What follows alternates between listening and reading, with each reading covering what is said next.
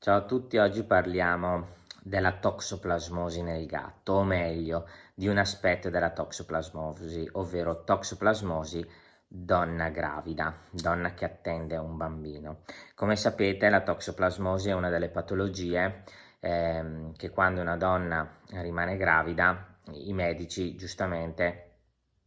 valutano se la paziente è positiva o negativa alla toxoplasmosi, perché sapete che se è già positiva non è un problema, mentre invece se è negativa durante la gravidanza bisogna stare attenti che la donna non contragga la toxoplasmosi, perché potrebbe dare dei grossi problemi al nascituro, al feto.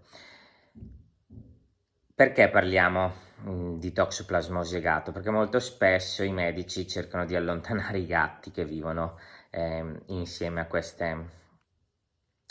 donne, e in questo video cercherò di spiegare perché è raro che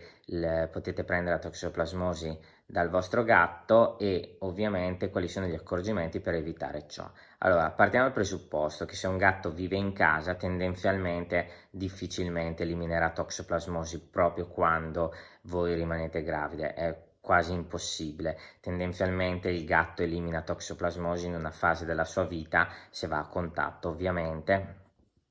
e quindi è improbabile che, a meno che avete introdotto un nuovo gatto recentemente, appena avete saputo di essere gravide, ma se è il vostro gatto che avete da diverso tempo è molto improbabile che esso possa trasmettervi la toxoplasmosi, perché è molto improbabile che lei elimini in quel periodo. Inoltre la toxoplasmosi si attiva comunque 36 ore dopo che il gatto la elimina, quindi una buona igiene, una buona pulizia della lettiera quotidiana evita che si attivi questo parassita, e quindi è molto importante in primis far pulire la lettiera al proprio compagno, al proprio marito, e ovviamente non pulirla noi, ma se si tiene pulita quotidianamente è quasi impossibile che si attiva il parassita. Quindi una buona igiene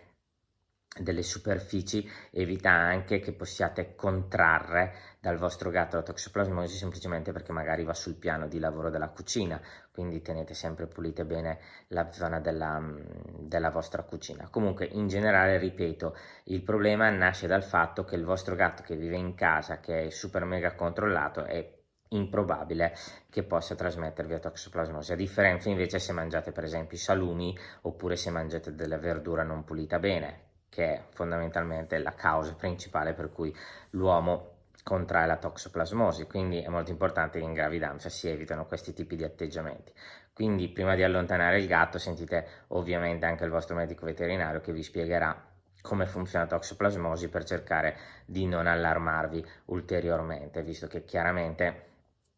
il medico umano è più interessato giustamente allo sviluppo del feto e del nascituro, mentre invece il medico veterinario vi deve spiegare qual è il ciclo della toxoplasmosi e perché il vostro gatto, che magari